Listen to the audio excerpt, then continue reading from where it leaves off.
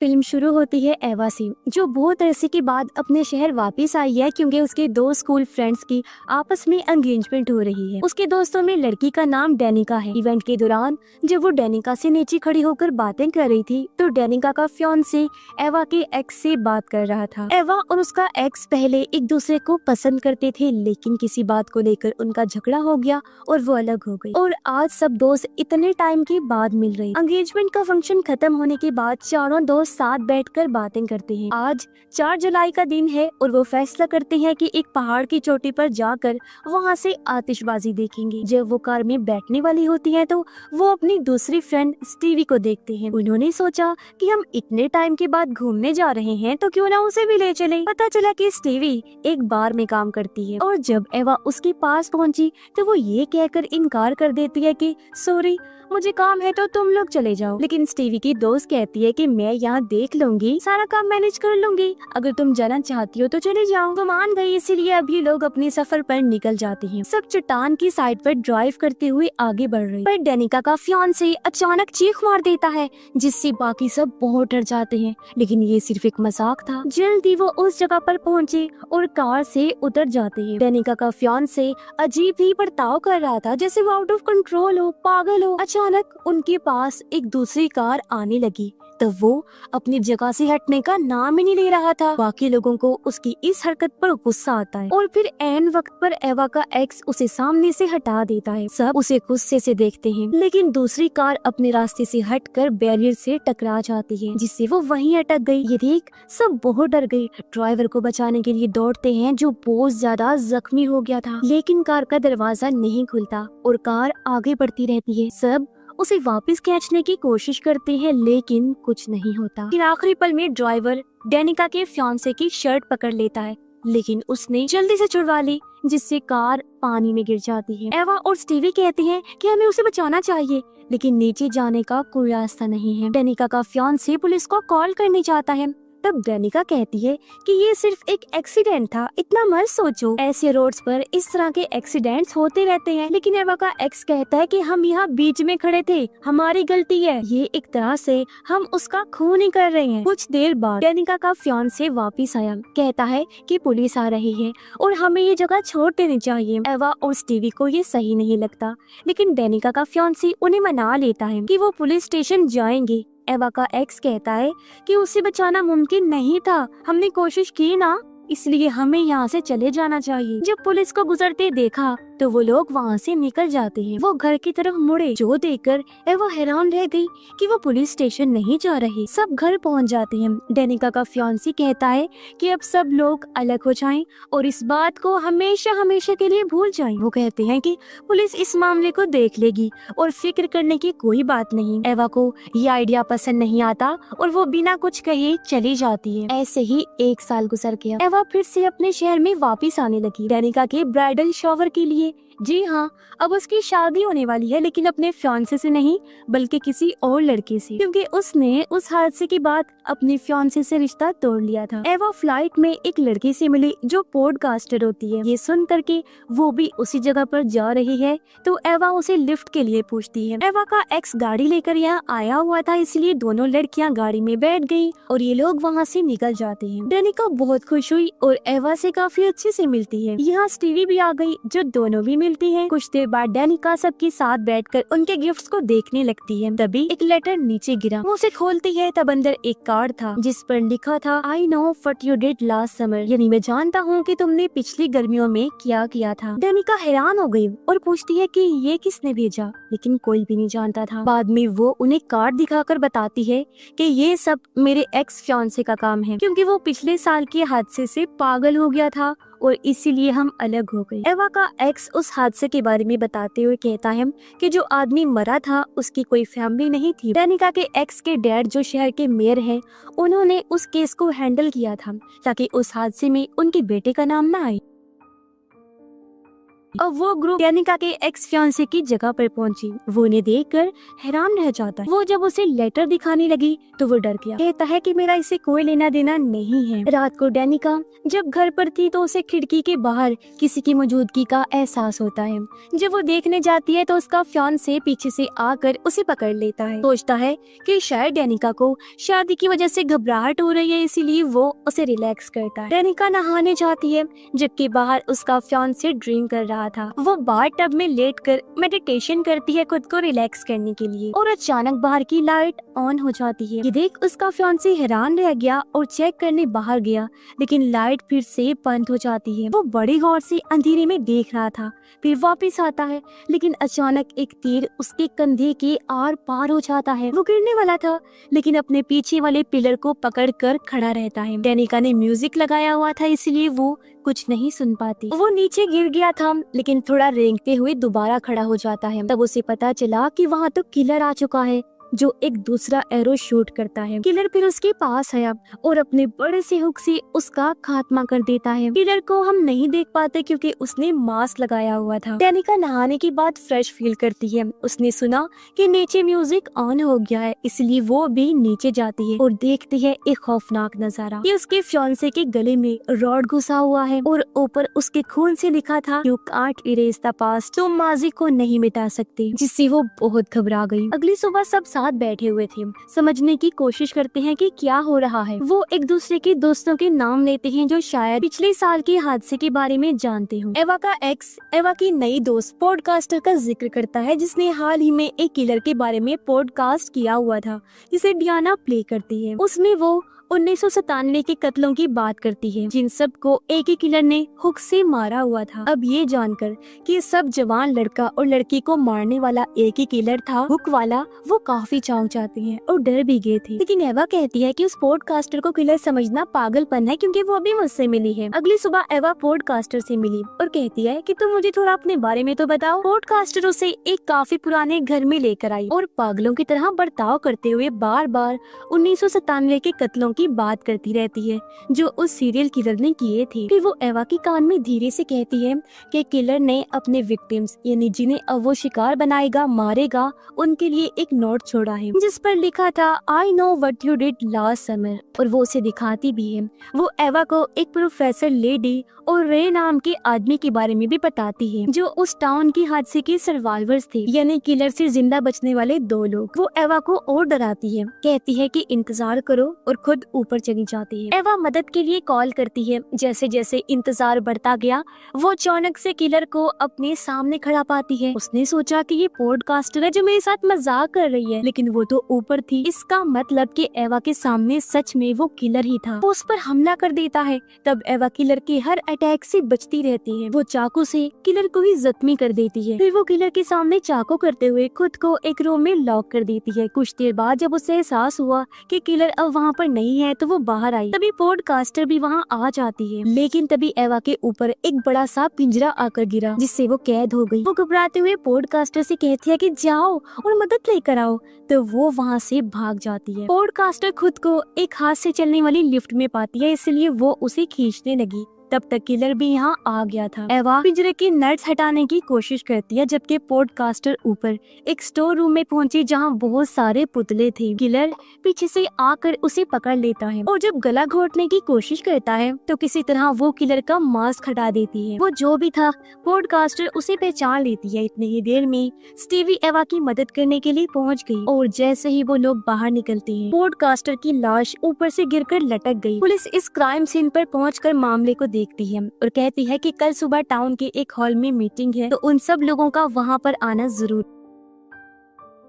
उन्हें अब समझ नहीं आता कि क्या करें, लेकिन एवा के पास एक प्लान है। वो है सर्वाइवर प्रोफेसर, जो अपने स्टूडेंट्स को पढ़ा रही होती है। जैसे वो बाहर आई, एवा उसके पास जाती है, लेकिन वो अपने पास्ट के उस हादसे के बारे में कोई बात नहीं करना चाहती। लेकिन एवा उसकी मिन्नत करते हुए मदद मांगती है। अब क्योंकि वो भी उस अजीब सूरत हाल से गुजर रहे थे, इसीलिए वो एवा की बात सुनने के लिए तैयार हो जाती है और एवा को अपने घर ले आई। एवा पूछती है, क्या आप मेरे साथ टाउन जा सकती हैं? इस पर प्रोफेसर कहती कहती है कि इसका कोई फायदा नहीं है, इसका सिर्फ एक ही तरीका है, ये पता लगाना कि ये सब कौन कर रहा है, यानी कि किलर कौन है, उसे ढूंढो। टाउन मीटिंग में पुलिस सबको बताती है कि पॉडकास्टर ने अपनी जान खुद ली है, क्योंकि हमारे पास उसकी हिस्ट्री है, जिससे ये बात साबित हो रही है कि उसका दिमागी तवाज़ुन ठीक नहीं था। ये सुनकर एवा और उसका एक्स खड़े हुए इस बात की मुखालफत करते हैं। एवा बताती है कि वो किलर नहीं है, बल्कि जब मैं उसके घर गई थी तो वहाँ किलर सच में आया था, जिसने मेरा भी पीछा किया। जो सुनकर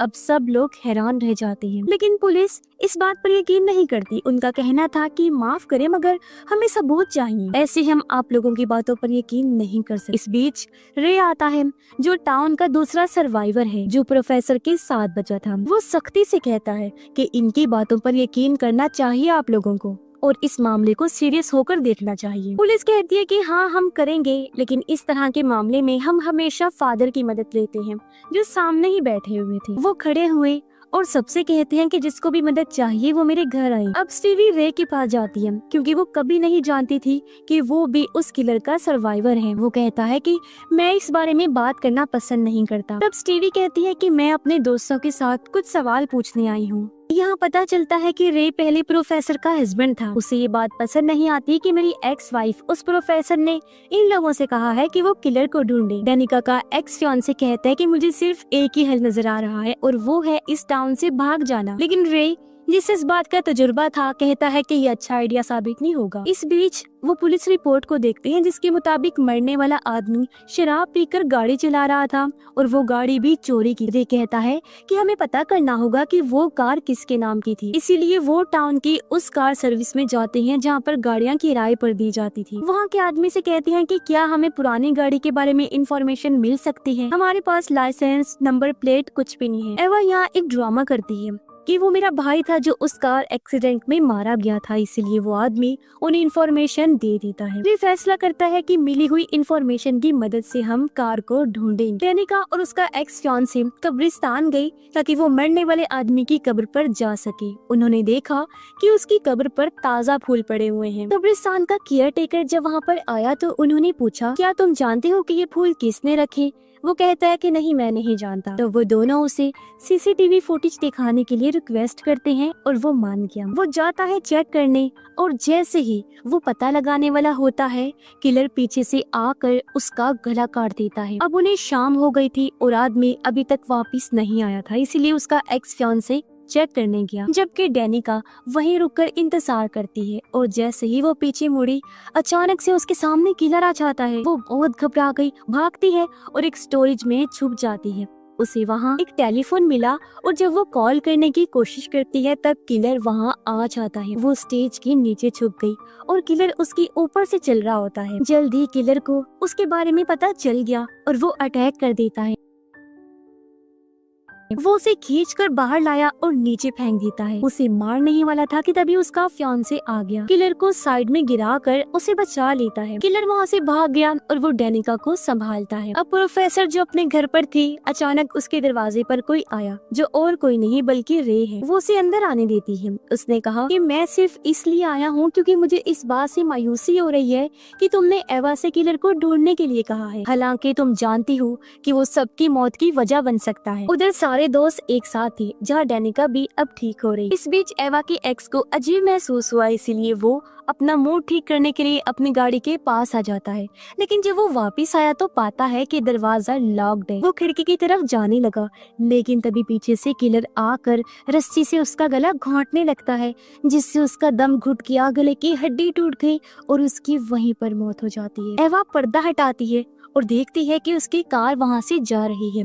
वो फौरन उसे कॉल करती है, लेकिन वो तो मर चुका था और फोन लाश के पास रखा हुआ था और गाड़ी किलर चला रहा होता है। अगली सुबह एवा और डेनिका फादर के पास गई। डेनिका को अजीब लगा और वो वॉशरूम का बहाना बनाकर फादर के चेम्बर में जाती है। फादर एवा को देखकर अजीब तरह से उसके साथ बर्ताव करने लगा।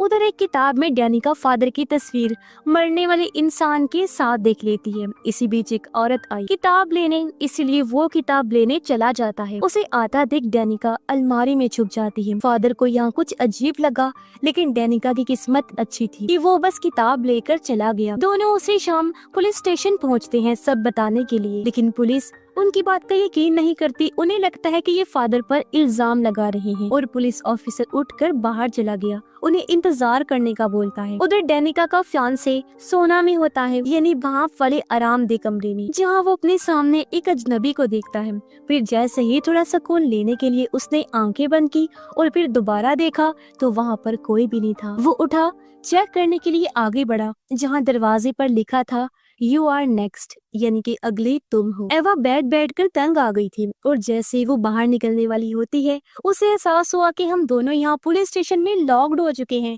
वो मदद के लिए चिल्लाती है लेकिन पुलिस उन पर ध्यान ही नहीं देती। अब हमें पता चलता है कि रे दरअसल स्टीवी का बॉस भी है और वो उसे कहता है कि मैंने तुम्हारे बाप से वादा किया था कि मैं हमेशा तुम्हारा ख्याल रखूंगा और मैं ऐसा कर भी रहा, हमेशा करूंगा। डेनिका का फियांसे अपने घर पर था। वो देखता है कि गेट अपने आप ही खुल रहा है, इसलिए वो जाता है चेक करने, जहाँ उसे कोने में एक स्टैचू नजर आया। लेकिन वो ये नोटिस नहीं कर पाता कि असली किलर उसके पीछे खड़ा है, जो पलक झपकते ही चाकू से उस पर अटैक करता है। लेकिन वो किलर का मुकाबला करता है, उसे मुक्का मारता है, जिस बीच किलर ने फिर चाकू घोंप दिया। वो फिर भी किलर को दूर धकेल देता है और सीढ़ियों पर रेंगते हुए ऊपर जाने लगा। वो मदद के लिए चिल्लाया लेकिन उसके डैड म्यूजिक सुन रहे थे तो उन्हें आवाज नहीं आती। उसकी मॉम ऊपर थी, वो हाथ हिलाता है लेकिन बदकिस्मती से उसकी मॉम की नजर नहीं पड़ती। फिर आखिर में किलर आया और उसे खींचकर अपने साथ ले जाता है। फिर उसके डैड ने म्यूजिक बंद किया और जैसे वो बाहर आई, ये देखकर वो घबरा गए कि मेरा बेटा इतना जख्मी है। वो फौरन उसके पास भाग कर आई, लेकिन तभी किलर आकर हुक को उनके गले के आर पार कर देता है, जिससे उसके डैड की वही मौत हो जाती है। पुलिस स्टेशन में डेनिका की आंख लग गई और वो बहुत डरावना सपना देखती है, जिसमें एक ब्यूटी क्वीन थी जिसकी वो फैन होती है। उसका चेहरा अचानक से बिगड़ने लगा और बुरी तरह खराब हो जाता है। फिर उसने हुक से डेनिका पर हमला कर दिया। ये देखकर वो डर गई, फौरन उसकी आंख खुल जाती है। पुलिस उन दोनों को छोड़ देती है और सब क्राइम सीन पर पहुंचते हैं, जहां डेनिका के फियांसे और उसके डैड का खून हुआ था और उनकी लाशें बुरी तरह वहां लटकी हुई। अपने फियांसे की लाश देखकर डेनिका बुरी तरह चिल्लाती है, रोती है। तब उसकी दोस्त उसे वहां से ले जाते हैं। रे उन्हें मशवरा देता है कि वो कश्ती के जरिए इस टाउन से भाग जाएं। इसीलिए वो एवा के एक्स की कार के पास आई, जहां इन्हें उसकी भी लाश मिलती है। एवा भी रोने लगती है। तब उसके दोस्त उसे भी बाहर ले आते हैं। फिर तीनों लड़कियां कश्ती में बैठकर वहां से निकल जाती हैं। पुलिस को भी फादर पर शक होने लगा, इसीलिए वो उसे गिरफ्तार करने के लिए उसके घर पर जाते हैं। लेकिन वहां जाकर वो ये देखकर हैरान रह गई कि फादर की भी मौत हो गई है। डेनिका और एवा ड्राइवर की कैबिन में थी, जहाँ उन्हें किसी चीज के गिरने की आवाज आती है। इस बीच फादर के घर पर पुलिस को एक ग्रुप की तस्वीर मिली, जहां वो मरने वाले आदमी के पार्टनर को देखते हैं, जो और कोई नहीं बल्कि स्टीवी थी। और यहाँ ये राज खुलता है कि वही किलर है जो अब उन दोनों के साथ बोट पर थी। अचानक डेनिका पर अटैक कर देती है। फिर वो उनके सामने अपना असली चेहरा दिखाती है कि हाँ मैं ही किलर, जिससे वो चौंक जाते हैं। एवा उसे पागल कहती है। तब स्टीवी ने कहा कि मैं एक स्ट्रॉन्ग आजाद ख्याल लड़की हूँ, जिसे तुम पागल नहीं कह सकती। फिर वो कहते हैं जब मेरी मॉम डैड की मौत हुई थी तो कैसे सबने मुझे छोड़ दिया, जिस वजह से मैं पूरी तरह टूट गई। मैं फिर उस आदमी से मिली जिसे उस कार एक्सीडेंट में तुम लोगों ने मार दिया। वो मेरा इकलौता सहारा था। पहले मुझे पता नहीं था कि वो कौन है, लेकिन जब उसकी लाश मिली तो मैं एक बार फिर टूट गई। तुमने मेरे प्यार को मुझसे छीन लिया था। डेनिका पूछती है कि अब ये सब बताने का क्या मकसद है तुम्हारा। वो कहती है कि जैसे तुमने मुझसे मेरा प्यार छीना था ना, मुझे तकलीफ दी थी, तुम भी वही दर्द महसूस करो, इसीलिए मैंने भी वैसा ही किया। तुम दोनों से तुम्हारा प्यार छीन लिया। एवा फ्लेयर गन देखती है और उसे उठाने जाती है, लेकिन स्टीवी ने उसे रोक दिया। तभी हुक नीचे गिर जाता है और डेनिका उसे लेकर भाग जाती है। स्टीवी उसका पीछा करती है और तभी यहाँ रे भी मदद के लिए आ जाता है। वो स्टीवी के पास पहुँचता है और गन पॉइंट करता है, लेकिन वो डेनिका को अपने हुक की नोक पर पकड़े हुए थी। लेकिन किसी तरह डेनिका उसे मारकर खुद को छुड़ा लेती है। रे के पास और कोई रास्ता नहीं बचा, इसीलिए वो उसे शूट कर देता है और स्टीवी पानी में जा गिरती है। फिर एवा रे के साथ उसके बार में होती है। वो जब शर्ट उतारता है तो एवा ये देखकर घबरा जाती है कि जब किलर पॉडकास्टर के घर पर आया था और मैंने उस पर चाकू से वार किया था तो वही जख्म रे पर था, जिससे वो घबरा गई और वहां से जाने की कोशिश करती है। लेकिन उसे पता चला कि दरवाजा तो लॉक्ड है और तभी रे यानी कि दूसरा किलर भी हुक के साथ वहां आ जाता है उसका काम तमाम करने के लिए। एवा भागती है लेकिन वो उसके बाल पकड़ लेता है। एवा भी कम नहीं थी, मुकाबला करती है और उस पर हमला करके भागने लगी। उसने फिर खिड़की तोड़ दी और भागने की कोशिश करती है, लेकिन वो वापिस आया और उसे पकड़ लेता है, जहाँ एवा खुद को अभी भी बचाने की बहुत कोशिश कर रही थी। इसी दौरान यहाँ पर प्रोफेसर भी आ गई और जब वो बार में आती है तो एवा उसके सामने आ गई, जिस पर चाकू से हमला रे ने कर दिया था। फिर वो एवा को साइड में करके प्रोफेसर से बात करने लगा। कहता है कि स्टीवी सदमे से बाहर नहीं आ पा रही थी जब उसके पेरेंट्स की मौत हुई और फिर उस बेचारी ने अपने प्यार को भी खो दिया, और मुझे फख्र है कि मैंने स्टीवी का साथ दिया उसके दोस्तों को मारने में, क्योंकि उसने अपने प्यार को खोया था अपनी मॉम डैड के बाद। ये बताकर वो प्रोफेसर को भी मारने वाला होता है, लेकिन तभी पीछे से एवा उस पर तीर कमान से हमला कर देती है, जो उसके आर पार हो गया और उसकी वहीं पर मौत हो जाती है। डेनिका को हम फिर समंदर किनारे देखते हैं, जो अभी भी जिंदा थी। अब एवा और डेनिका का हॉस्पिटल में इलाज चल रहा था, जिस दौरान उन्हें पता चलता है कि स्टीवी अभी भी जिंदा है। तो वो सोचती है कि अब की बार उसे नहीं छोड़ेंगे, क्योंकि एक किलर रे तो मर चुका है, तो दूसरी किलर स्टीवी का मरना भी जरूरी है और अब वो उसे मार कर ही दम लेंगे। किसी के साथ ये फिल्म इधर ही खत्म हो जाती है।